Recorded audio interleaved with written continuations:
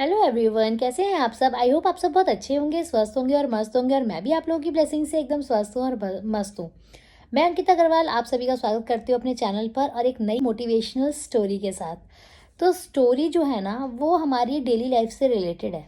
Story छोटी है लेकिन सीख बहुत बड़ी है।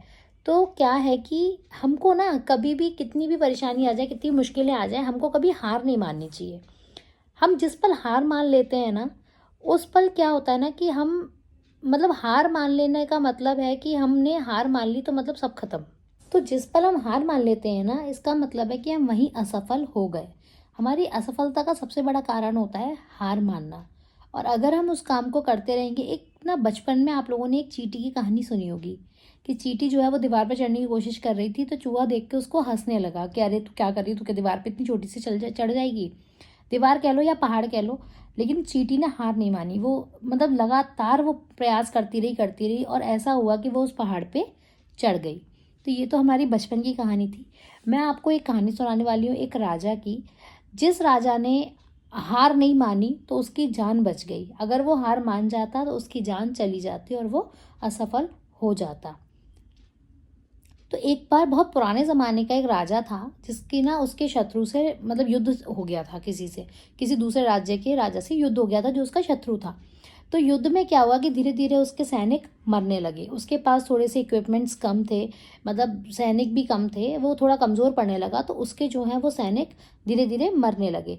तो जैसे ही सारे सैनिक मर गए तो राजा को समझ में आ गया कि अब मेरे को भी ये लोग मार देंगे, मैं भी जिंदा नहीं रहूँगा।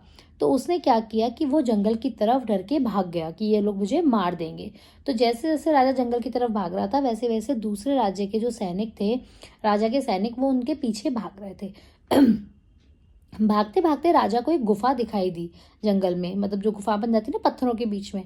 तो राजा डर के मारे उस गुफा में घुस गया और वो गुफा इतनी गहरी थी कि राजा अंदर अंदर गया तो बहुत अंदर चला गया। अब सैनिक ढूंढते ढूंढते रहे, इधर उधर ढूंढते रहे, राजा नहीं मिला। ढूंढते ढूंढते गुफा के पास आ गए। तो गुफा के अंदर भी सैनिकों ने देखा, पर वो बहुत अंदर नहीं गए। उनको लगा कि नहीं, इतनी अंदर तो नहीं जाएगा राजा। लेकिन फिर भी उनको शक था, तो उन्होंने क्या किया कि उन्होंने उस गुफा के आगे बहुत बड़े बड़े पत्थर रख दिए कि अगर इसके अंदर होगा तो भी हमारी जीत है और नहीं होगा तो इसमें छुप नहीं पाएगा। तो उन्होंने जाते समय बहुत बड़े बड़े पत्थर उस गुफा के मुंह पे लगा के गुफा बंद कर दी और वो वहां से चले गए। अब गुफा बंद तो हो गई, राजा ने जाके देखा वहां निकलने की जगह ही नहीं थी। तो राजा मन में एकदम निराश हो गया। राजा सोचने लगा कि बस अब तो मतलब मेरी जान गई, अब मैं बाहर निकल नहीं सकता, तो मर ही जाऊंगा। और बेचारा कई दिन से युद्ध की वजह से, कई दिन से कह लो या उसी दिन, मतलब बहुत भूखा प्यासा था, उसे भूख प्यास भी लग रही थी। बहुत परेशान था। तो वो एक जगह निराश होकर बैठ गया कि अब तो मतलब मुझे मरना ही है। लेकिन बैठे बैठे वो अपनी माँ को याद कर रहा था। फिर उसको अपनी माँ की दी हुई सीख याद आई। उसकी माँ हमेशा कहा करती थी, या तो कर वरना मर। तो मतलब उसको लगा कि अरे ये मेरी माँ ने मुझे हमेशा बचपन से सीख दी है, मैं इस सीख को ऐसे खाली नहीं जाने दे सकता।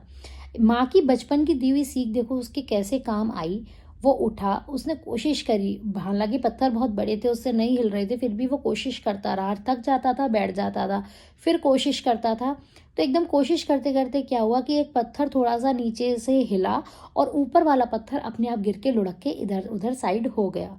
और वो राजा जो है वो आसानी से बाहर निकल पाया और इस तरीके से राजा की जान बच गई। तो दोस्तों, इस कहानी की सीख यही है कि हार मानने से अच्छा है प्रयास कर लो।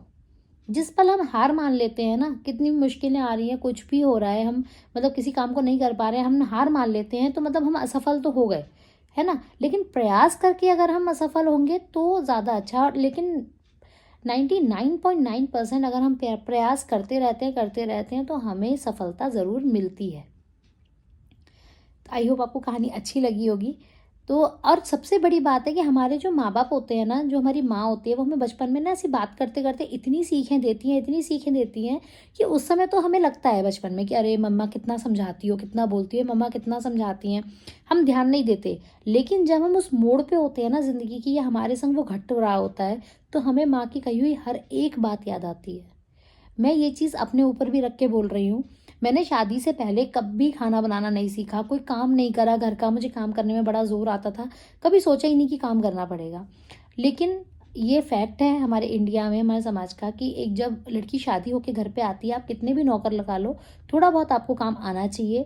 मतलब आपको घर में घर गृहस्थी चलाने के लिए काम तो आना ही चाहिए। आपको कब क्या मतलब कब क्या आपके ऊपर वो आ जाए, विपत्ति आ जाए, कब क्या आपके कब कब क्या समय हो पता नहीं चलता। जैसे कि कोरोना आया था, कोरोना में 2 साल तक मेड्स नहीं आई घर पे, तो मेड्स नहीं आई, अगर आपको काम करना नहीं आता होगा, आपको खाना बनाना नहीं आएगा, तो बहुत परेशान रहे हैं लोग, तो कैसे होगा। लेकिन मैं जब-जब सब्ज़ी बनाती हूँ, जब-जब मैं खाना बनाती हूँ, मुझे मेरी मम्मी की मतलब हर चीज़ याद आती है कि ऐसे करती थी, ऐसे डालती थी या वो ऐसा कहती थी, या फिर मैं कुछ भी करती हूँ, अपने बच्चों को भी इवन मैं बड़ा कर रही हूँ ना, मैं बच्चों को पढ़ाती हूँ या बच्चों से बात करती हूँ, तो भी मुझे मेरी मम्मी की कही हुई सारी बातें याद आती हैं। तो ये फैक्ट है कि हर और ये लड़कियों के लिए नहीं है, ये लड़कों के लिए भी है। हमें उस समय नहीं समझ में आता कि हमारे माँ-बाप क्या बोल रहे हैं, लेकिन वो हमारे यहाँ पे कहीं न कहीं बैक ऑफ द माइंड बैठ जाता है। तो दोस्तों, अगर कहानी अच्छी लगी तो प्लीज़ कहानी को लाइक ज़रूर कर दीजिएगा और शेयर ज़्यादा से ज़्यादा कीजिएगा ताकि और लोगों तक ये स्टोरी पहुंच सके और लोग सुन के इसको मोटिवेट हो सकें।